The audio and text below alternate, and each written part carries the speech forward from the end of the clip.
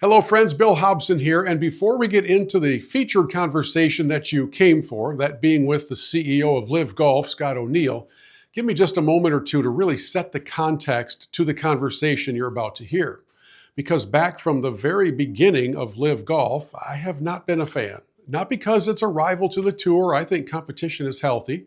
Not because some big names went from the tour over to LIV Golf. Hey, you can do what you want to, especially in the world of being an independent contractor like PGA Tour pros are. My problem has always been with the source of the money, the blood money from the Saudis. Whether it's the dismembering of a journalist, whether it's their human rights egregious violations, I've just not been a fan of how all that comes about. And I personally couldn't do it. I couldn't take that money. And people have yelled at me for a couple of years now, you would take that money in a heartbeat if they waived a check for $100 million. I'd like to think that I'd hold to my moral principles and say no thank you. I haven't been confronted with that situation, by the way. So the CEO of LIV Golf, Scott O'Neill, was in Metro Detroit earlier today. He was the keynote speaker at the Detroit Economic Club luncheon, which was being held at St. John's Resort in Plymouth, the home of the Cardinal golf course, which will host the LIV Tour Championship in August. So Scott flew in from their event in Virginia, came to Plymouth to be the keynote speaker at the DEC gathering. At the same time, I was invited to take over for one day as the host of WJR's Focus program, filling in for the legendary Paul W. Smith. So from noon until 2 Michigan time, I had a series of 9-minute segments with a different guest in each segment, and Scott O'Neill was my first guest. 9 minutes. 9 minutes to get everything covered that I've been holding back and wanting to spend building up. It's kind of tough to do, right? Not a lot of time for follow-up questions, and you certainly can't get as deep into the list of questions as you would like. But 9 minutes was better than 0 minutes. So what you are about to see is the conversation with Scott O'Neill, the CEO of LIV Golf, as it unfolded live on the radio in a 9.5-minute interview. Now, before today, I asked you on social media what you would like me to ask him. And I did try to squeeze in a couple of those questions, but as you can imagine, that time flies by, so don't yell at me too much. I didn't chicken out, I ran out of time, and I would gladly sit down with him for an hour at any point if that opportunity is made available. One more note. At the end of the interview, the audio is still great, but the video goes away. So when you watch this, it's not the fault of your device. It's the fault of the producer. And we'll still present to you the entire interview. Just want you to know at the end, the video gets a little bit wonky on you. So without further ado, here's my conversation from the Detroit Economic Club gathering at St. John's Resort with the CEO of LIV Golf, Scott O'Neill. But we do begin right at the very top of the program by welcoming in the keynote speaker for the Detroit Economic Club special gathering here at St. John's Resort, Scott O'Neill, who has a full night of rest, having arrived, I think, in Plymouth around 2 this morning after the LIV event in Virginia. How are you, sir? Well, I couldn't be better. I mean, it's wonderful to see you, Bill, and to be here in Detroit, one of my favorite places in the world, quite frankly. Just getting a chance to walk the course this morning. It's my first time out here. Wow, it is magnificent. So August 22nd through the 24th, as you know, we'll be here with some of the biggest names in the world, Bryson DeChambeau and Brooks Koepka and Dustin Johnson and Bubba Watson and Cam Smith, Waco Neiman. I mean, it is going to be an absolute fun run. Neiman is on a bit of a heater. Well, you could say that. He seems to be winning every time he tees it up. Golf fans are very interested in what's going to happen here in August. And several have asked me to ask you questions like, how did this all come about? How did the Cardinal become the venue for the LIV Tour Championship? Well, Michigan is an incredible golf market, as you know much better than I do. And this might not be too interesting to your listeners, but we use a pretty intense AI model to help us figure out and narrow down what the best markets in the world are for golf. And Michigan popped on the shelf pretty high. And this course is spectacular. You know, it's a new redesign, and you have this beautiful resort here. You know, obviously it's in the center of auto of the world. the auto world of the world, and that provides a wonderful, wonderful opportunity for us, we think. I have no doubt that the property here will be flooded with fans who want to just come see what the whole thing is about, because I know it's a party atmosphere. I know that that's how it's presented. And at the same time, as you come into here for the first time, your players are playing for some fairly sizable prizes, right? This is the Tour Championship. This is the culmination of the season. What do you think of the course? You went out for a walk around today. We did a TV show here at the Cardinal a few weeks ago, and ever since then, the comments have been coming into us about how beautiful it is. Beauty, though, is not standing alone as a championship venue criteria. What'd you see out there that let you know this would hold up? Yeah, it's from what I have read and talked to some golf experts around. You probably know better than I do, but a pretty good course. I mean, it's a bit shorter than some other guys are playing, so you've got to be a bit more precise. I think the Cam Smiths of the world and Patrick Reeds of the world will be well rewarded, just because they're good. There's some bump and run opportunities, it looks like, here. So I think it's going to be wonderful golf. It's spectacularly beautiful. I think what makes great golf are great fans. And I've heard the Michigan golf fans are top flight. Interestingly enough, like 2 markets that are selling ridiculously well. One's Detroit and one's Indianapolis. And so I'm not sure if that should be a surprise or not, but compared to our other U.S. markets, those 2 are popping off the shelf, which is great. Your friends at the PGA Tour, of course, have the Rocket Classic at the end of this month over at Detroit Golf Club, and that event has been fabulously supported by fans as well. Yeah. The first year they had it, they had to actually announce a sellout because they couldn't fit any more people on the property, and that continues to be a very popular event. If I say PGA Tour to you and I say LIV Golf to them, does the hair stand up on the back of your arms? Are these 2 bitter rivals right now in the world of men's professional golf? It's been quite different. I've been here for 5 months, and the first thing I said when I walked in is the good news is this isn't a holy war. We're just playing golf, And I think so long as we stay, what we say, focus on the flag, that's our mission, and our mission is to get the greatest golfers in the world to travel to the 4 corners of the earth and grow the game of golf.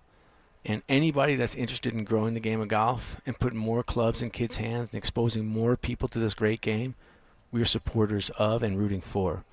And a couple of fun examples, TGL, which isn't my cup of tea, which is the new kind of video game league based in Florida.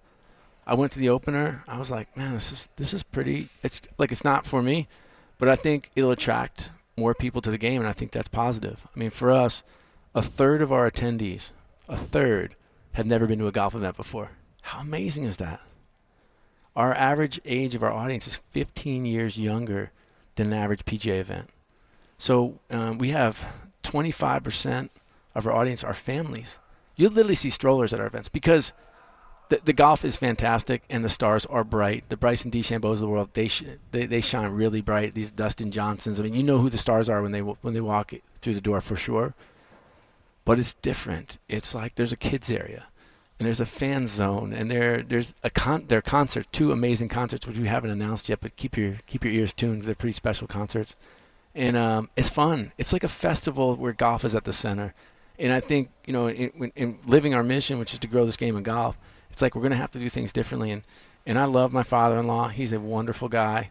He's 77 years old. He's got the Golf Channel on 24 hours a day. He sits in his little study. That's not our core fan. He was with me in Virginia, so I can say that with love. He loved it, by the way. He's like, I've never seen anything like this before. I'm like, that's what most people say when they come to the event. I've never seen anything like this. This is incredible. There's never been one person that's come to our event that said, I'm really disappointed. Yeah. But it's different. There's music playing. There are DJs on the course. Yeah, it's different. It's definitely fun. A party on the course, right? Yes. So it's not your traditional style of golf. Right. At the same time, both leaders of both tours, Commissioner Monahan and you, have items that you're dealing with in your own worlds, including trying to get U.S. viewership numbers a little stronger in the television world. How do you go about that? Because so far they've not been where they need to be. I don't know. I love where we are. I'll say, and everybody has a different perspective. But for us, if you think about the PGA Tour as NASCAR, you think of us as Formula One, okay? And NASCAR is a wonderful track circuit. I've been to NASCAR events. I know Jimmy Johnson. He's one of my BFFs. I actually love NASCAR. the PGA's got 42 events in the U.S. and they're wonderful. And now they don't have all the, the players get to pick and choose the 22 events they play in. Ours is different. We're in Riyadh, we're in Australia, we're in Korea, we're in Singapore, we're in Hong Kong, we're in Mexico City. It's just different. And so to judge our ratings when we're on playing in Singapore and they're on at 2 a.m. on Fox Sports 1, I don't know. I'm happy to be judged, don't get me wrong. And but I feel like the way we think about our ratings is we do about 2.5 to 3.5 million viewers per event globally. We're broadcast in 900 million homes. We're in 120 countries. And don't get me wrong, I'm American. The U.S. is a major market.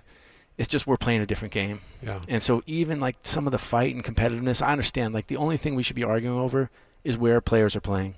Yeah. Because the rest of the stuff, if they're pure to like, hey, let's grow the game of golf like we are, then they should say like, hey, great, we love what you're doing around the world. Get more kids playing because more kids will be watching their events. Yeah. And we should say, go get more kids playing because they'll be watching our events around the world.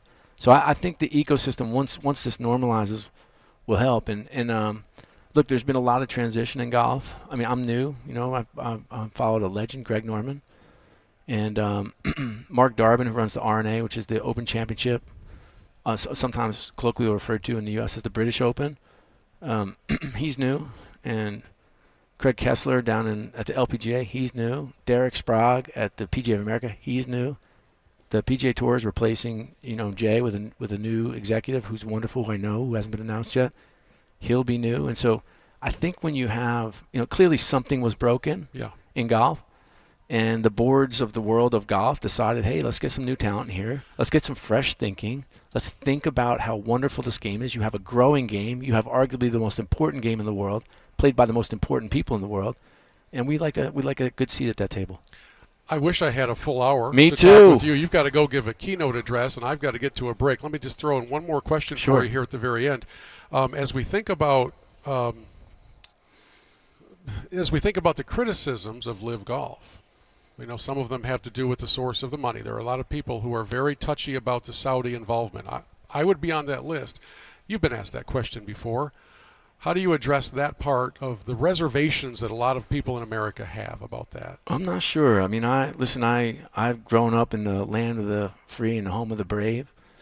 I've got, parents and grandparents on my both sides are immigrants to this country, and I've had the chance to travel the world, spent way too much time in different countries, and a lot of it in and around the GCC, that Gulf Coast. I have found the Saudi people humble, interested, unique, and different. The impact that nation is having around the world is incalculable. The investment they have in household companies in the U.S. would be mind-boggling to you. And to me, it's quite frankly, for my boss, His Excellency, it's the reason I took the job. Like I will say that there are biases that exist, and there are prejudices that exist, and there are preconceived notions that exist. And I'd invite everybody to open their minds and see what's happening around the world, because it is very special. Scott, it's great to meet you in these few minutes we've had together. I know you've got big-name players to re-sign. You've got other things you're working on. I would love to continue the conversation with you at some point, so maybe we can make those arrangements. That'd be wonderful. Have that on my show. Have a great time with the Detroit August Economic 22nd Club. through the 24th. I look forward to seeing you out here. And now you know why I wish I had a full hour with Scott O'Neill. Maybe that opportunity will come before the tournament as he makes more trips back in preparation for the LIV Tour Championship. If you have enjoyed the conversation, if you want to be a part of all of the things that we do, please subscribe to the podcast, subscribe to the YouTube channel, because here at Michigan Golf Live and the 4 Golfers Network, we do talk golf all the time. Thanks for watching.